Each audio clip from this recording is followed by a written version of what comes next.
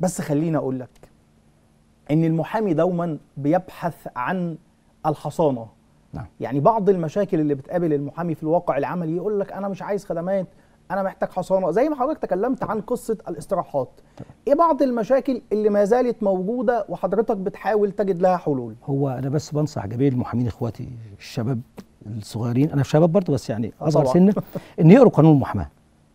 لان انا لو قريت قانون المحاماه على بيه هعرف اللي ليا واللي عليا. طبعا معظم المشاكل اللي بتيجي بيبقى من الجماعه اخواتنا اللي هم سنهم بس الشباب. يعني بس احنا كنا زيه، يعني انا كنت زيه برضه، كنت بعمل مشاكل كتير زمان. بس خلينا نقول برضه ان في الواقع العملي في بعض المشكلات. في طبعا. خلينا لا في. ما هو انا يا فندم زي ما انا عندي محامي شاب، عندي وكيل نيابه شاب، عندي قاضي شاب. صحيح. فبرضه القصه انا ما اقصدش بيها المحامين فقط. صحيح. اقصد بيها ان احنا بنشد قدام بعض ما نعرفش. انما انا شغلتي ورقه وقلم.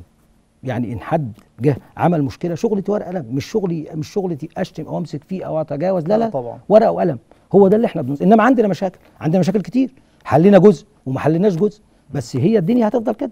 صحيح. الكمال لله سبحانه وتعالى. انا بس نسيت اقول ان انا بالنسبه للتطوير انا عايز بس سعادتك تروح نقابه جنوب الجيزه. نقابه جنوب الجيزه ده شرف عظيم ليا طبعا يا فندم، ده شرف لينا. احنا طورناها جدا، طورناها على جميع الاستراحات. اتطورت النقابه الام، احنا مخلصينها من قبل العيد، شغالين فيها، خلصناها كل حاجه.